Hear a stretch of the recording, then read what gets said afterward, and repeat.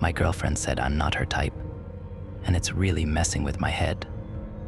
I met Ashley at my mom's clinic. It was our parents that set us up, otherwise I don't know if she'd have dated a guy like me. Because my blood is O negative universal donor, my mom forces me to make a donation every 12 weeks. I was sitting with the tube hooked into my arm when her childhood friend, Sharon, appeared. Sharon recently moved back to our town and heard her former bestie became a doctor. She introduced her daughter, Ashley, who had stunning big blue eyes. Her skin looked even paler than mine as a gamer. I'm basically allergic to fresh air, and she was dressed all in black. When she said hi, I squirmed on the bed, already sweating buckets. Luckily, Mom covered for me. Don't mind Ryan. He's gonna be lightheaded for a while. As she removed the tube from my arm, Ashley threw a hand up over her mouth and spun away, repulsed. Her shoulder clipped a plastic container filled with cotton buds, which spilled their contents across the floor. You can just leave those, Mom said, as Ashley scooped them up. It's okay. I'm totally OCD. While I sipped orange juice, our moms yacked away. I couldn't keep my eyes to myself, and every time I glanced at Ashley, she looked even more bored than I did, but I was too nervous to get a conversation going. Fortunately, my mom insisted they come over for food sometime. Ahead of the dinner party, I did push-ups in my room. Then I sat beside Ashley, who picked around her stir-fry. Don't mind her, Sharon said, slightly embarrassed. Ashley's not crazy about broccoli, or carrots, or honey or garlic or ... Well, she's just a fussbot in general. Underneath the table, my foot tapped so fast, and by dessert, I'd barely strung 5 words together. Meanwhile, Mom and Sharon drained 2 bottles of wine. Since Sharon could barely stand upright, Mom said, "Why don't you stay in our guest room? Ryan can walk Ashley home. It'll get him out of that crypt for once." A lot of crime happened in our town, including stabbings and kidnappings. It wouldn't be safe to go by herself. Sharon practically shoved us out the door. "Don't look so scared, Ryan. Ashley doesn't bite." Ashley quietly walked beside me, arms folded. By the time we turned onto her street, all we talked about was the weather and how lame and transparent our mom's attempts to set us up were. Approaching her front door, I asked whether she liked video games. Her face lit up. "I play a ton of Terraria, although at the minute I'm addicted to Risks of Rain 2. For the next 20 minutes, I wasn't nervous at all. I got so in my element I was brave enough to say, maybe we could play together sometime. Sure. I ran straight home and bought every game she mentioned. It turned out online me was way smoother than actual me. Over Discord, I kept making Ashley laugh, which helped melt away the nerves. Then I started complimenting her.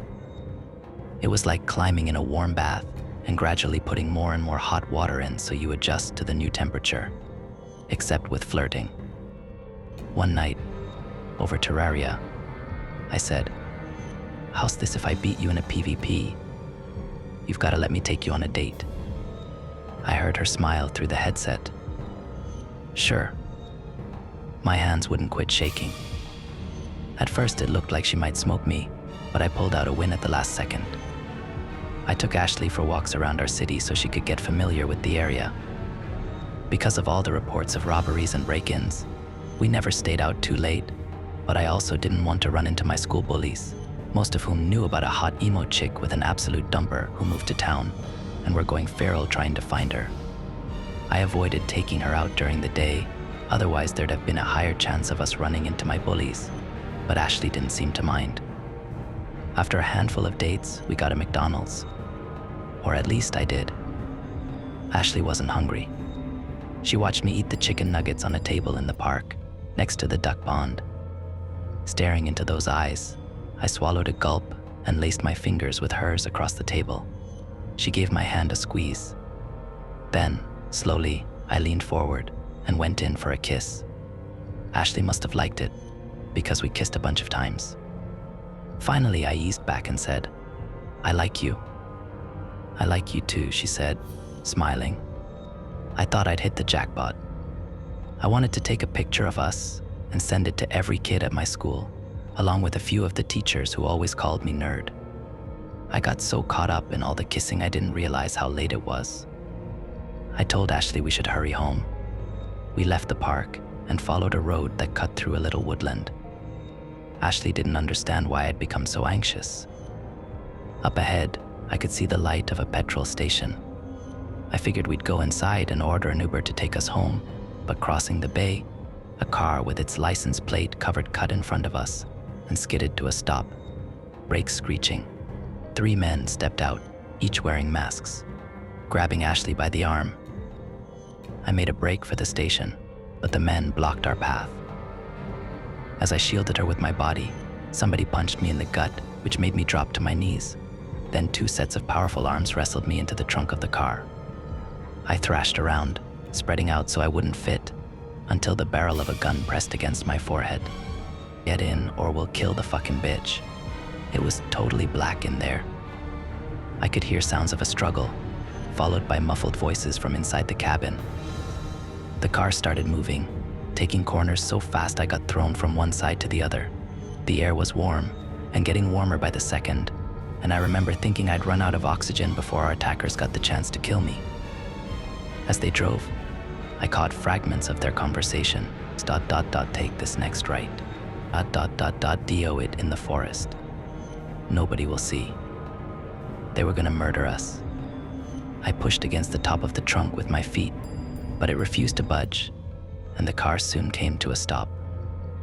A door swung open, then male voices traveled around.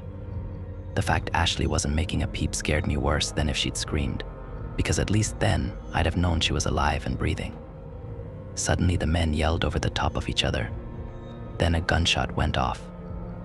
While the screams rang out, I attacked the roof with kicks and blows. At one point my hand got sliced open by a piece of metal, but I didn't stop thrashing around until the world went quiet. Ashley. Footsteps slowly approached the car. I held my breath. The trunk rotated up, and then the cold air of the night rushed into the compartment. All I could make out was Ashley, silhouetted against the moonlight. I jumped up, grabbed her close. What the fuck's going on? Are you hurt? Blood was spread around her mouth and dripping from her chin. Shaking her head, she pointed at the side of the car. We were in a barren lot beside an abandoned multi-story car park. Between us and a wall of trees, 4 figures lay amongst the weeds. I went in for a closer look. The figures were skinny and shrunken and withered like Egyptian mummies. I could make out cartilage and exposed bone. Don't freak out, Ashley said, approaching me from behind. I fell over and scrambled away in reverse. I know this is crazy, but you don't have to be afraid, okay? I'm not going to hurt you. I don't normally go overboard. But they were gonna slit our throats. Plus, I was overdue for a feed. As she reached down to help me, I threw up my cut hand between us, still dripping with blood, and whimpered, "Don't kill me." Ashley doubled over and started dry heaving. "Between wretches," she said, "Ryan, trust me, that isn't gonna happen." "Oh, negative tastes gross, like worse than diarrhea. No offense, but that's why you don't need to be afraid of me." Using the back of her sleeve, she wiped away most of the blood from around her mouth and then smiled at me, fangs bared, "Because you're totally not my type." Story 2. My uncle called it The Witness, and now, so do I. When I was a little girl, my parents weren't what you'd call happy in their marriage, so I ended up spending a lot of time with my uncle. Whenever it looked like a fight was brewing, my Uncle Noah would sweep in and take me for a week or 2 while Hurricanes Jack and Twella threw down. It spared me a lot of the stress most kids suffer in a breaking and broken home. I got to skip the fights and still come back for the reparations. Many an ice cream dinner and surprise game system came from this fractured dynamic, and it wasn't until much later that I realized how unhealthy my family was. And that was only after Uncle Noah disappeared. Uncle Noah was a collector.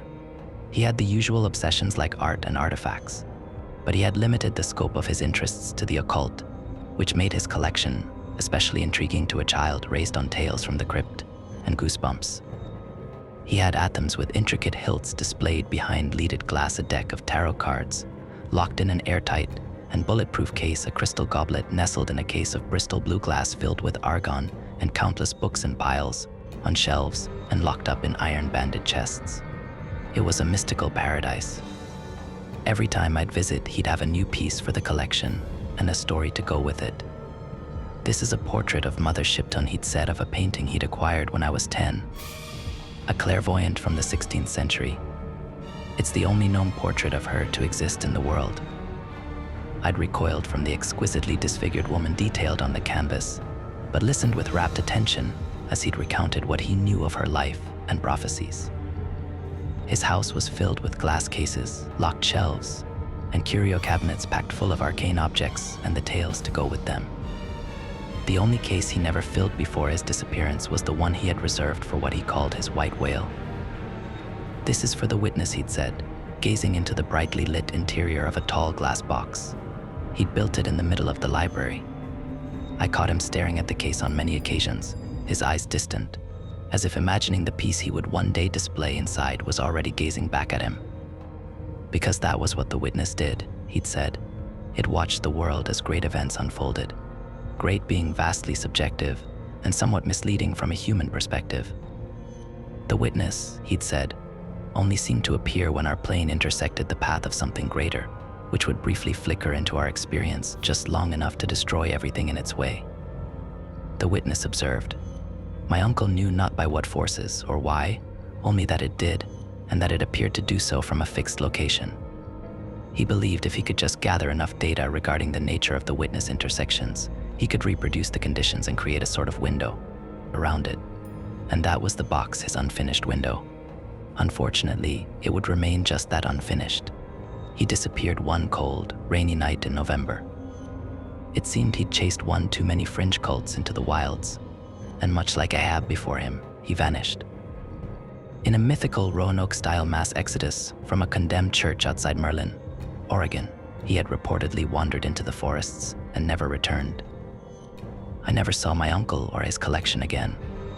I spent a good deal of time making calls and pushing for the case to be reopened, but it went cold fast. After that, his estate went to his estranged wife. It would have been mine, my parents later informed me, had they not absolutely insisted he leave my name out of his will. As a result, piece by piece, his collection was dismantled and sold off to the highest bidders. All I had left of him was an old silver pendant he told me would keep us connected, no matter the distance, and a collection of non-occult books he'd gifted to me over time. At 10, I believed the pendant was as magical as anything else in his collection. At 20, it was harder to believe, but having it gave me comfort, especially once his estate was gone. I left home a short while later. I was off to college, and when that was done, I had an internship waiting for me in Portland. I didn't stick around to feel the effects of my parents and their slow descent into madness or divorce. I got birthday calls from them, separately, and if I came home for Christmas, I spent more time with friends than family. My uncle had been the only family that mattered, and with him gone, it seemed like there was little point in pretending. A reality my parents never tried to contest. After college, when I had quiet moments to myself again, I thought of him. He was with me whenever I picked up a new book about the supernatural or stopped by an antique mall to browse. It was silly, but I always hoped maybe some piece of his collection would resurface. I knew nothing, what I knew everything had gone to private collectors like him, and that no collector in their right mind would part with anything they'd managed to get a hold of. But the act of looking, of feeling like the next stall over might have some familiar artifact of occult significance, helped fill the void he left behind. All it would take was an afternoon trailing my fingers over countless mixed antiques, the silver pendant warm beneath my other hand, and I could feel him with me again, his memory lingering in my mind like an oversized hug. And I'd give the silver pendant a little squeeze, like I was hugging him back. After that, I'd spend the rest of the day in a hazy afterglow of bittersweet nostalgia, nestled in a bed of inner peace. I was caught in one such haze, curled up on the couch with a brand new book of paranormal essays my uncle would have loved, when I realized I was being watched. I don't know when it happened. I saw no movement, heard no sound. I just became aware of him crouching in the corner behind the old black iron wood stove in the corner, his head resting against the rough stone surround at an uncomfortable angle. And he watched me, with vacant, lidless eyes far too big for his pallid face. He, I say, though I have no way of knowing.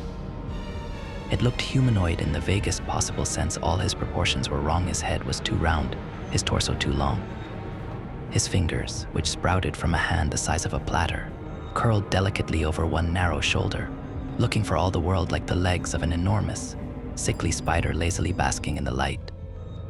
He was too blunt and strangely angular to be much of anything definably human, but saying he, even to myself, was more comforting than either it or, somehow, she.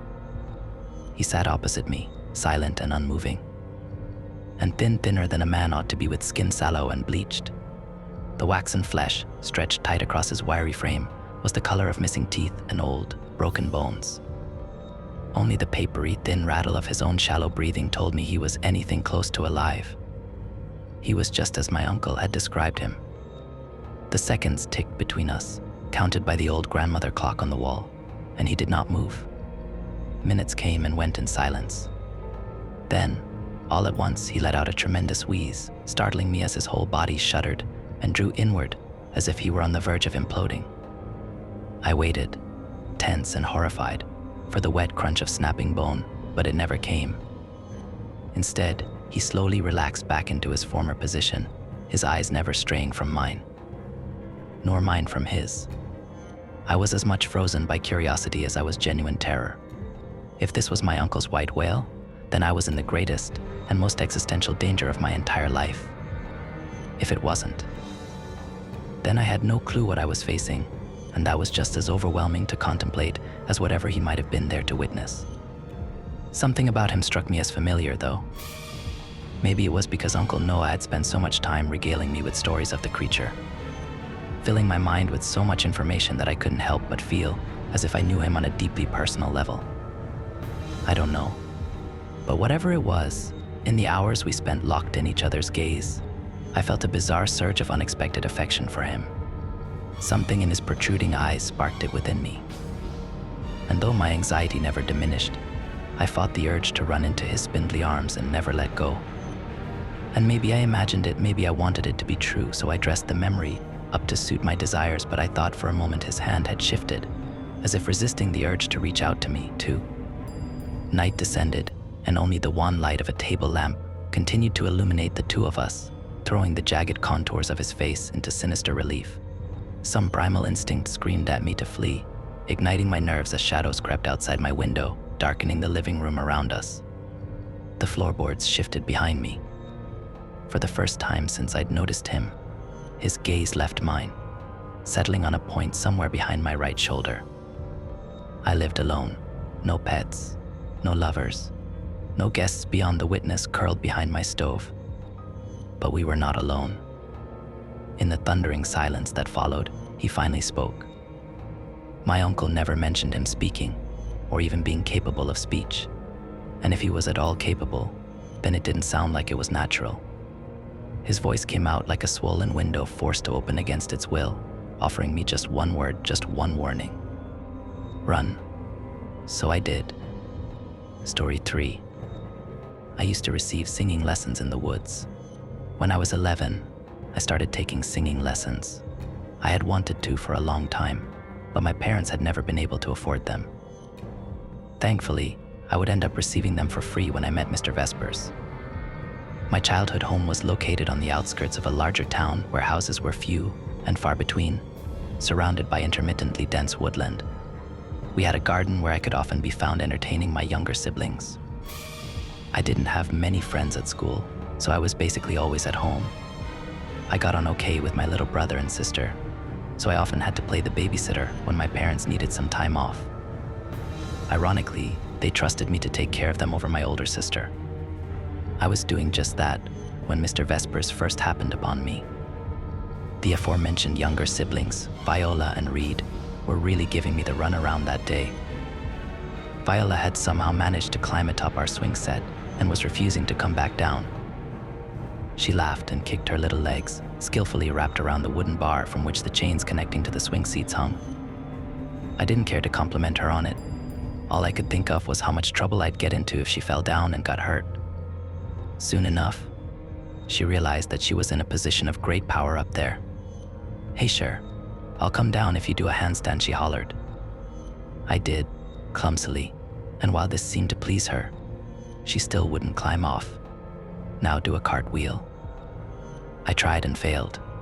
Reed, who was sitting beside us on the blue roof of his little white playhouse, clapped nonetheless. "Now sing." Loud Viola ordered. Knowing there was no disobeying her, I filled my lungs with air and began. There's this one old song that she hated because it made her terribly sad, so I chose to sing that. I hoped it did lead to her getting tired of her nonsense, but instead, she started crying right there on top of the structure. I was on the brink of despair and considering where to get a ladder from, when I suddenly heard the gate in the fence swing open and footsteps drawing closer. Upon turning around, I found a complete stranger approaching us. He was a bit taller than Dad and wore a pristine camel hair coat. His face was framed by sleek brown hair and a cropped beard. He looked like a pop star, but fancier. The unannounced entrance of a man I'd never seen before should have certainly given me a start, but something about him put me right at ease. Sure, he had ventured onto our property without even asking first, but how could I be alarmed when the look on his face was this gentle? "Hey, sir," I said. "If you're here to see my parents, they're not home." "Yeah, I know. I was a pretty stupid kid." "Oh, I don't know your parents, Toadlet." His voice was deep, rich and smooth, with all the resonance of a thunderclap. It was nearly enough to help me ignore the borderline insult he'd just thrown at me. "Toadlet." I bit the inside of my cheek. "Do you need help with the noisy one?" He stepped right up to the swing set, grabbed Viola, and cautiously removed her from the bar before whirling her around once, causing a smile to reappear on her face. Then, he lowered her safely back to the ground. "Thanks, sir," I said. "Quite the climber," the stranger remarked. "Not the only one in the family with talent, though, apparently." "Toadlet, I came because of the musical performance you gave earlier. I heard you when I was walking by. Your voice is heavenly." "What?" "Nah," I paused. "Really?" "I so swear," he said solemnly. "Can I hear it again?" After awkwardly clearing my throat, I meekly pressed out a few more lines of the same song as before. Viola promptly started to cry again. The stranger's smile grew, genuine warmth, filling his eyes. It's wobbly, of course, and a tad brittle there at the end, but all in all, wonderfully harmonious. Sometimes voices still change during a child's transition to adulthood. I hope yours won't. It's perfect. I seldomly received praise, so this made my heart skip a beat. I could teach you. My name's Brio Vespers, by the way. I'm sure. And we can't afford lessons, I told him honestly. It'd be free. How do you like the opera? Because that's my trade. My, you're disappointed now. I understand. I can't imagine a kid like you being fond of the more classical side of music. Not really. I've only ever seen them on TV, though. But maybe they're cooler in person, I offered. Mr. Vespers grinned. Or when you're the one singing them. Besides, I could teach you all sorts of other songs. That'd be kinda cool, I admitted, heat creeping into my cheeks. I didn't quite trust him, though. Despite the odd feeling of safety he somehow conveyed, I wasn't completely blind to how sketchy this was. You're gonna have to talk to my parents. When are they due to be back? An hour or two, I shrugged. I guess you can wait here. I'm in no hurry, Mr. Vespers said agreeably. You should sing, Reed piped up. You are a real singer, no? I want to hear. Operatic bass, yes, the stranger confirmed steadily. Reed obviously had no clue what that was, but he started clapping wildly nonetheless. I believe even Mr. Vespers found it charming, as he indeed began to sing. It was in another language, and even though I couldn't understand it, each word that left his lips shook me to my core. His voice seemed to vibrate and tremble. I imagined he could have made the ground shudder beneath our feet if he wanted to. Viola started crying harder. Reed was still clapping, only slowlier. Mr. Vespers finished with a little bow. Reed yelled for an encore while Viola ran to hide in the playhouse. Ignore her. That was awesome. I don't blame her, Toadlet. I can be awfully frightening. There was a twinkle in his eyes I couldn't quite interpret. He wound up perching atop Reed's playhouse and partook in our playing, pretending to be a dragon, hissing and roaring at the squeaking children from up above. When my parents returned from their day out, they were more than a little confused. Still, it seemed that Mr. Vesper's uncannily soothing aura was working on them as well. What would those lessons look like, Dad asked, as we were later sitting together in the living room. He was holding the business card Mr. Vespers had handed him, not actually reading it.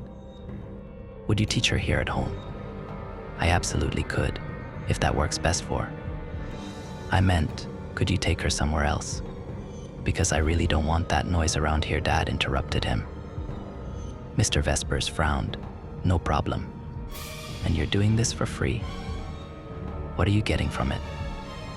I'm a kind soul who appreciates talent, the singer replied without hesitation, a lion's grin curling his lips. Besides, if your daughter were to make a career off of her voice, that'd be beneficial to me as well. I guess it's fine then. Gonna get her out of our hair for a bit. You're awfully kind, Mom agreed, casting a sparkly-eyed gaze at an uneasily squirming Mr. Vespers. And you're really a professional. If you didn't think I was, wouldn't you have thrown me out by now? My parents exchanged puzzled glances. What do you mean? Never mind. From that day on, Mr. Vespers became a firm constant in my life. He'd pay us house calls every other day. Sometimes he'd take me on field trips to the opera or the ballet, though any interest in these plays on my end was only ever feigned. It was kind of nice though, sitting side by side with this odd fellow who, despite his eccentric nature and brusque ways, seemed to somehow care about me. He paid for my tickets, intermission snacks, and post-show meals of my choosing, trying so hard to excite me for the plot and the history of works such as Tosca, Die Walker, and La Traviata. To me, they were all either dreadfully boring or depressingly dark. It didn't help that the screens on which the surtitles were shown sometimes merely displayed the Windows error message.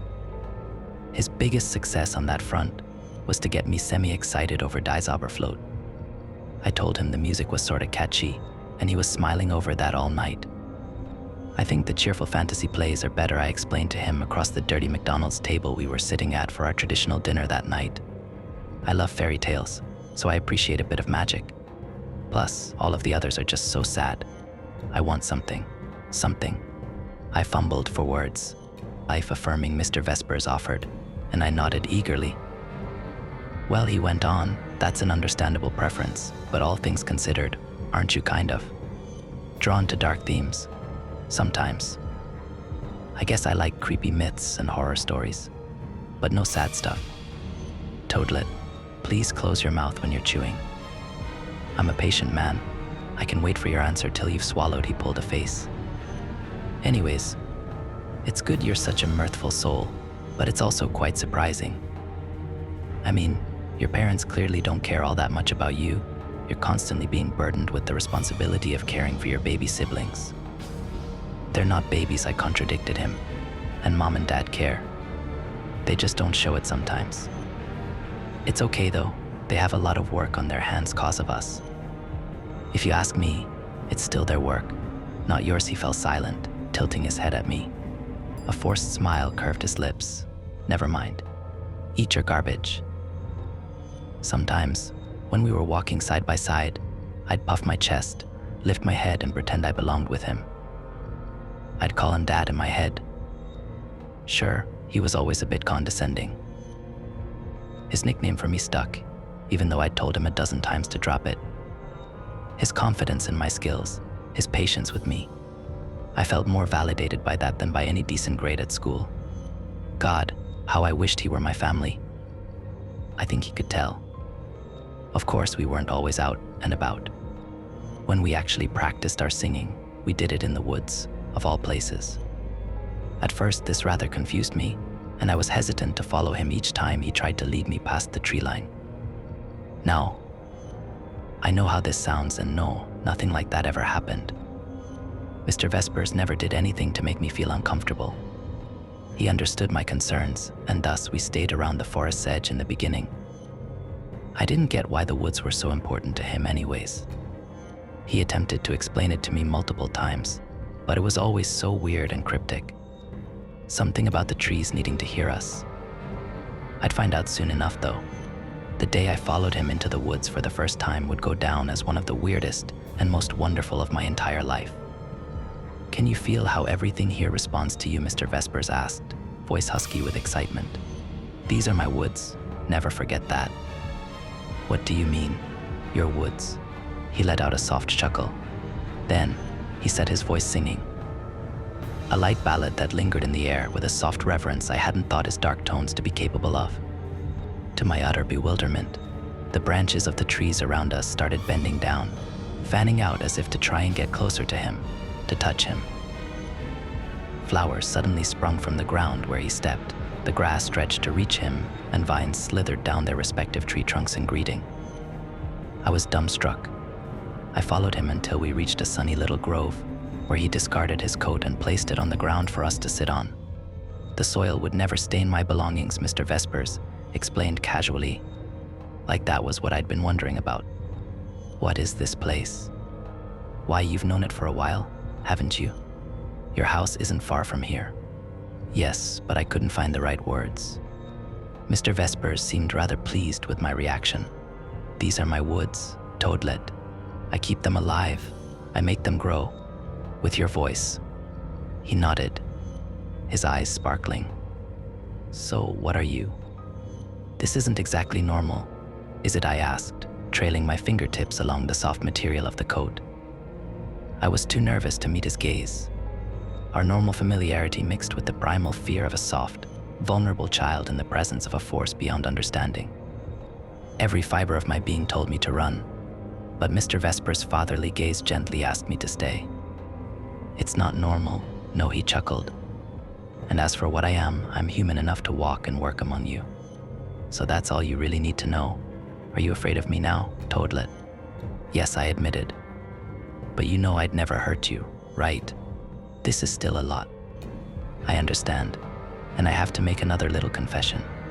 Where I'm from, we love artists, especially aspiring ones, such as yourself. We want to bless you. We want to see you thrive. Look at me, sure. Do you see now?" I whipped my head up. It suddenly made sense. So much about him made sense now. His pacifying aura, his sharp tongue, his mesmerizing voice. I felt a thrill unlike any other. This was what my love for the unusual and the mythical had amounted to. "You're a..." Mr. Vespers interrupted me by quickly laying a finger over my lips. "A fae." "Shush," he hissed, pressing his finger in a little harder. There was a mirthful smirk tugging on his face though. "Don't you say it." For some reason I started giggling. A lot. This made Mr. Vespers laugh too. "Don't say it, you hear." "Why not?" I gritted out. "It's so cool." "Sure, you little freak," he snickered, finally removing his hand. "So you're not afraid anymore, huh?" "No," I answered steadily. "Still want me to teach you?" "Absolutely." So that's how we carried on. I soon learned not to prod my teacher with too many questions about his nature. We actually avoided the topic a lot of the time. It went unspoken, but never forgotten. He taught me to sing to flowers, to motivate bugs and birds to dance along, and to make vines and branches bend my way. Most of the time, we only practiced simple songs and ballads that didn't require too big a range. I just couldn't pull off the arias he tried to teach me. My favorites were the lullabies though. I know, a little underwhelming, but they always came easy to me. To practice them, Mr. Vespers would fetch us a bunny and I would have to sing it to sleep. That was quite difficult in the beginning. Mr. Vespers and I sometimes sang duets. My voice, being generally high in pitch, mingled beautifully with his booming, rich bass. Those were the good years. Mr. Vespers soon offered to call him Brio. I think by then he knew how important he'd become to me. He indulged me, in fact. He'd even comfort me whenever someone made fun of me at school. That happened quite often, seeing as I always stayed the ugly duckling. Yup, they say you grow out of it, but I didn't. I still look like a whole mess. Brio said it didn't matter. Sure, you have an angel's voice, you can't have one's looks too. That'd just be unfair. He'd always tell me in that winning way of his. That was all it took for me to cheer up. His was the only opinion that really mattered. As long as he was pleased with me, so was I. Life was good, and it remained that way until the day of the concert. When Brio asked me to sing in front of some of his friends, I was flattered. He'd sort of let on that the people listening wouldn't be normal. I assured him I'd be on my best behavior, and he said he knew. The concert was in the woods, on a lovely afternoon in early fall. The leaves had already started to turn brown, but the air was still pleasantly warm and rich with the scent of dewy grass and flowers. When Brio led me to the location of the concert that day, the audience had already arrived. 6 people were lounging in the shade cast by the tall trees around us. They greeted Brio with hugs and handshakes and examined me with the same interest an entomologist might regard a newly discovered bug with. "So you're the little lady we've been hearing so much," a remarkably tall and pale woman said as she gently took my hand in hers. "What's your name, sweetheart?" I was about to respond when Brio cut me off. "You may call her Toadlet, like I do. She has no obligations towards you, you don't need to know her name." The woman smiled frostily. "I have no ill intentions towards the child." "I believe you, but I'm afraid I must insist," Brio replied with a strained grin. Bending down to whisper into my ear, he told me, "I'm just being careful. No need to worry." "I thought they were your friends." "Why do you need to be careful?" I asked in a low voice. "The concept of friendship is flexible where I come from. Still, you don't have to be alarmed. Just sing and give it your all." We had prepared several pieces for this esteemed crowd, among them the Ballad of Tam Lin, Arlkonig, which by the way was what Brio had sung the first time we'd met, though my rendition of it was hardly comparable, and Green Sleeves. They were incredibly well received, but more than any of the applause, I appreciated how my teacher was beaming with pride. "Well," he asked loudly, turning to face the audience with a smug grin, "is she all I talked her up to be, or what?" "She certainly is," one of the gentlemen replied, paying me a nod. "She'd do nicely at court someday." "Court?" I inquired. Brio waved me off. "That'll be her decision to make when she gets older. For now, I want you to omit mention of the court and of the king and queen. Let's cherish her art for what it is and not pressure her with future prospects," he commented pointedly. Despite this, I was already getting kind of excited. Court, king and queen. The first had an inkling of what they were talking about. The tall woman, too, appeared to be impressed. Knowing she was about to give praise, I looked at her expectantly. Why, she's perfectly adorable. A trill like a bird's. How she can go from such a cheerful warble to these sorrowful tones she treated us to when presenting Green Sleeves is beyond me. "You are a great teacher, dear Brio." Then again, I'll bet she's drawing from experience as well. "Tell me, Toadlet, have you ever experienced heartbreak? Not melancholy, nor glumness, but true, genuine heartbreak." She leaned forward, a glint in her eyes. Brio frowned in confusion, eyes darting between her and myself. I wasn't sure if I was supposed to answer or not. The woman's stare made me nervous, though. I had to say something. I had to break this alien silence. "No, ma'am." She smiled that same icy smile. It widened when she turned to face Brio. "Well, I think your student is a wonderfully talented young lady. With a little more training, she'll surpass you in no time. I believe she has already. Her voice is so youthful and lively." I watched my mentor's reaction closely. I might not have paid a comment like this any mind at all. It was an odd comparison, but a compliment nonetheless.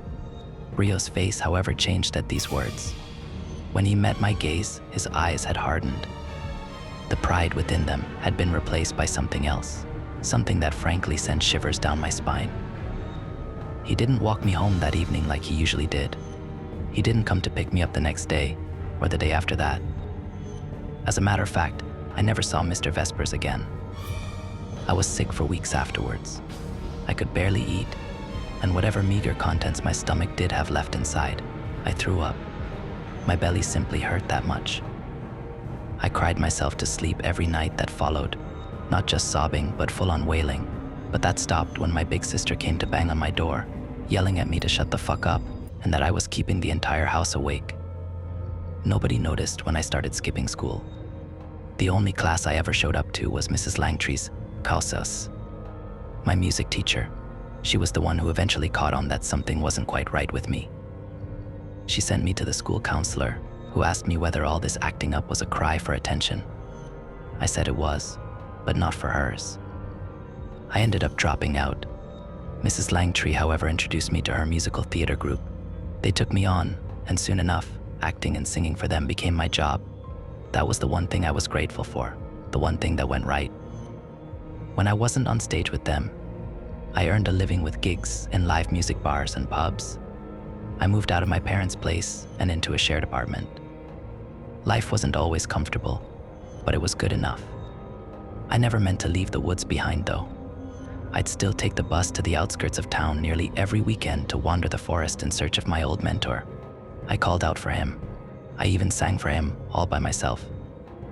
The vines and branches still bent and stretched towards me though. Sometimes I heard his voice booming through the trees in the distance. But though I chased after it, I could never find its source. I refused to give up though.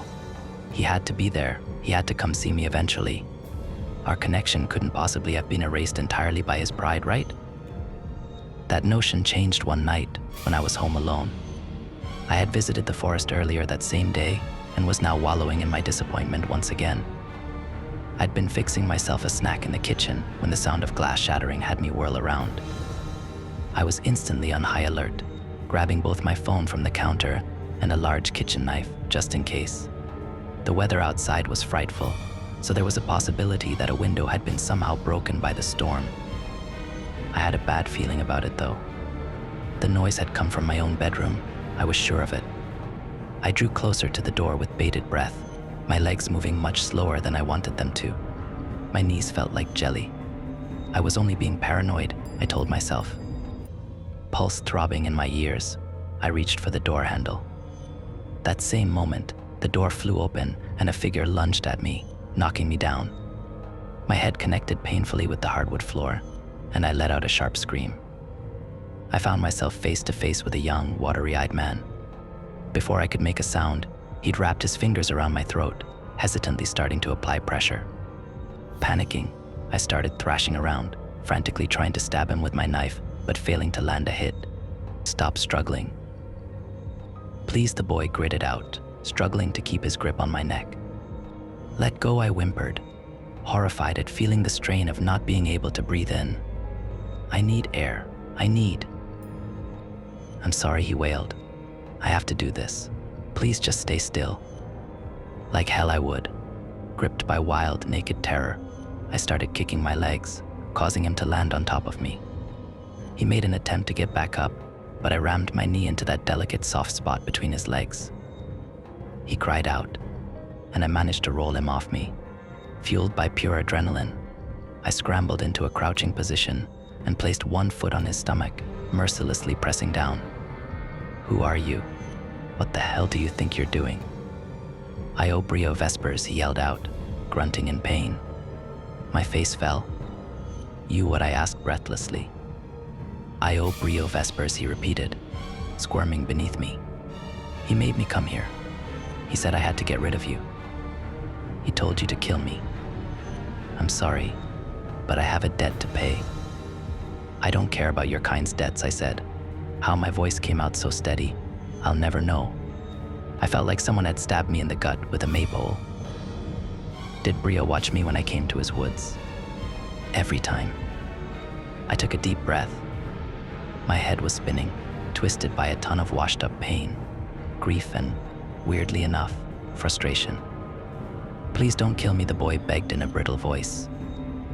I swear I'm not a murderer, but I had to do what he said. He was forcing my hand. Is this something you can control? If I let you get up, will you come at me again? I asked sharply. No, mistress, he whined. You have my word, mistress. I let go of a deep sigh, staggering to my feet and reaching up to massage my throbbing temples. Why does he want me dead, I asked. You've been singing in his woods. The trees were listening. They still know you. Brio's getting on in years, though he tries not to show it. It's not just that he's jealous, he's scared of being replaced. He's scared that the trees want you now. And that warrants a death sentence. The boy looked at me like he didn't rightly know how to respond. Tell you what, I'll let you go. If you do me a favor. He leaned forward, eyes wide. Go back to Brio, I said. Tell him if he wants me dead, he'd better come and get his soft-ass hands dirty. Can you give him that message? Absolutely. Anything else? Tell him I don't want his goddamn woods. I would have never begun to compare myself to him.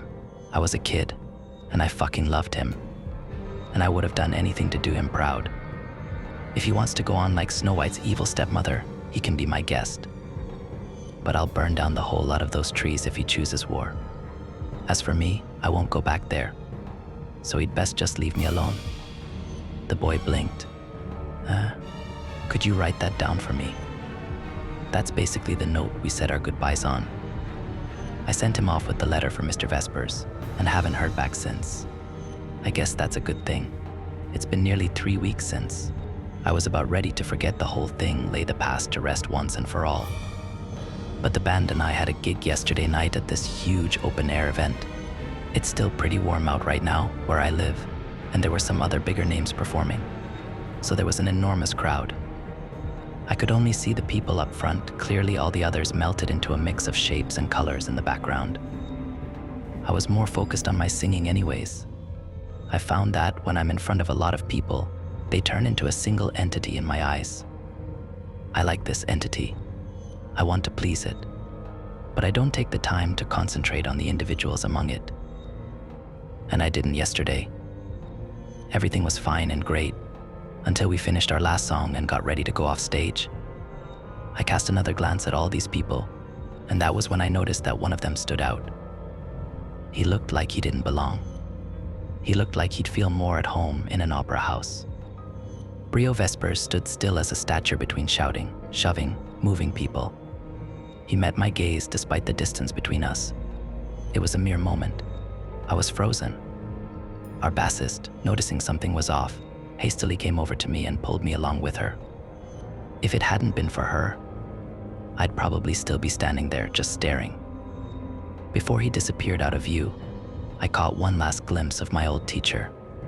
He raised his hands to clap. Despite my better judgment, I went for a visit to the woods this morning. Fog was still hanging in the air, and the sun hadn't yet come out. I didn't venture in, merely staying by the forest's edge with pricked ears. I could hear him. His voice was booming through the thicket. I'd never realized how eerie it truly sounded.